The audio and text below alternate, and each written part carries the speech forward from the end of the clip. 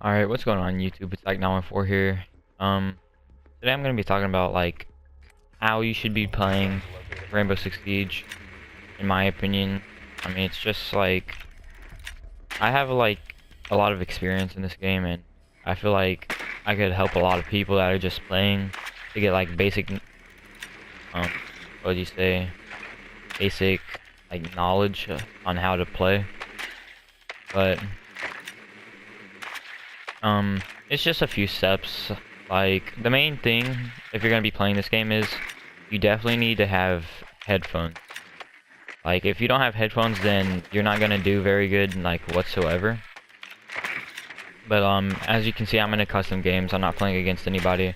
It's just gonna be me, like, running down through things and showing how you should play. But, obviously, you're gonna need to pick, like, the closest place to where you spawn. So I picked poolside, and I'm usually the bomb site.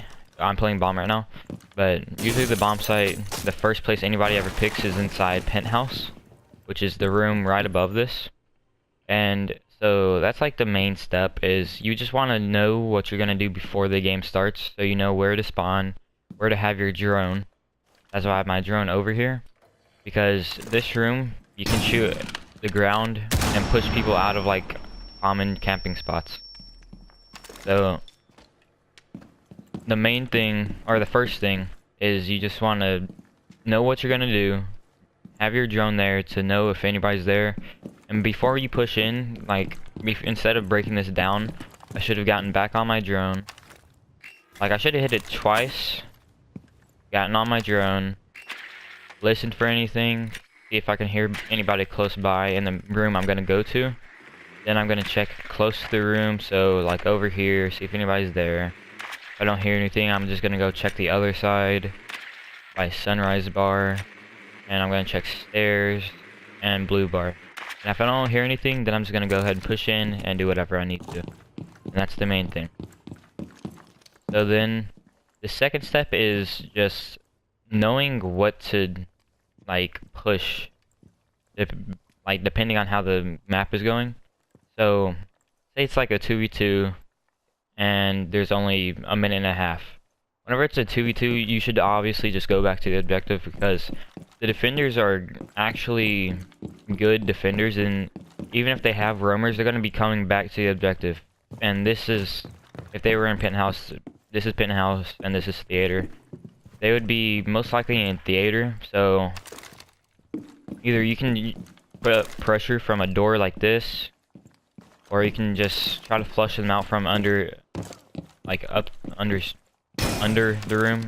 You know what I'm trying to say, like this. But mainly you're just gonna be trying to get that plan off in a 2v2 situation.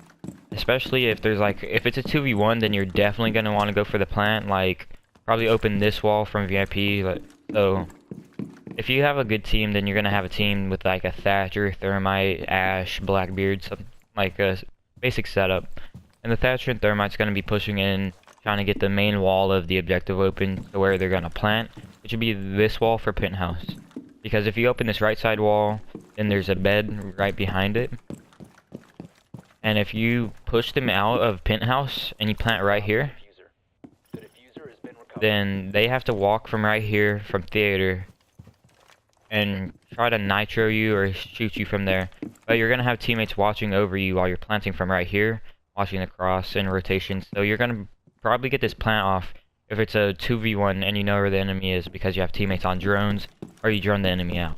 So that's another example of just knowing like what to be doing before you even start the round. But the second one, like, second main step is gonna be for the defenders, and that's knowing like when to roam, with who, and how to do it, and where to do it. So right now it's in billiards. This is a pretty good place to be defending. If you're gonna be roaming, you're probably gonna be wanting to roam in either VIP or in this hallway somewhere, maybe penthouse, hallway over there, like anywhere upstairs or in sunrise bar, because that's under hookah lounge, and that's where people are gonna mainly be going for the plant in this bomb site, like behind this, because they're gonna try to push people out of hookah. So you're just gonna want to have people, probably a roamer in Sunrise Bar, which is down here, because they might try to push up the stairs, push people, try to flush them out into this objective. So if you have people on stairs, they might try to kill the people coming out of this doorway if once there's pressure applied here and on the window. And it's just like coordination. That's another thing. You have to have a team with good coordination, communication. That's like a really big thing in Rainbow Six Siege if you're new to the game. You definitely want to have a headset and mic on your team. But so you should, another thing with the roaming thing, you should definitely not have like, it's kind of like, if you have a 3 armor, so Rook, Maestro, Doc, Mira, you shouldn't be roaming with them because they're very loud characters, even whenever they're crouching around, even crouching really slow like this. They're very loud characters, and it's just not a very smart thing to do. But I can understand like having a Rook across the map because it has an ACOG, spawn peeking, you know? That's people do that, but that Rook needs to get back to the objective within like 30 seconds of the beginning of the round. So, like the heavier operators, you're probably gonna want in the objective rather than outside of it. And that's about it basically. Just you need to know how you're gonna push, where you're gonna push, what teammate's doing what. So communication, obviously, and on defense, when to roam and where to do it. And another thing, actually, a really big thing is whenever you need to, if you're roaming, whenever you need to get back to the objective. And you're gonna need, like, if you're a roamer, such as Caveira or Vigil, Jaeger, something like that. If you're roaming inside theater and you're down like 2 teammates, then that's like definitely a position where you need to get back to the objective. If there's about 45 seconds left on the clock out of 3, like if you're playing ranked and there's 45 seconds, you definitely need to get back to the objective, because that's whenever they're gonna start getting like panicked and trying to go for the plant. So whenever you hear that 45 second, or you notice it hits 45 seconds, try to move your way back to the objective and maybe even get a flank kill on an unsuspecting enemy. But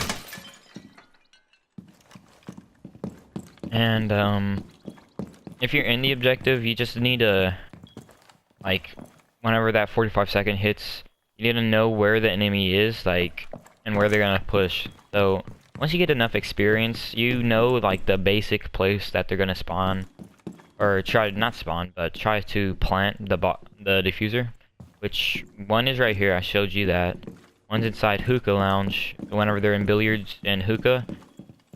This is just from Coastline, and they usually will not go blue bar. Like, they never actually go blue bar. It's always penthouse, which is over there, hookah, and then kitchen. And in kitchen, they're gonna try to plant in the service entrance down here.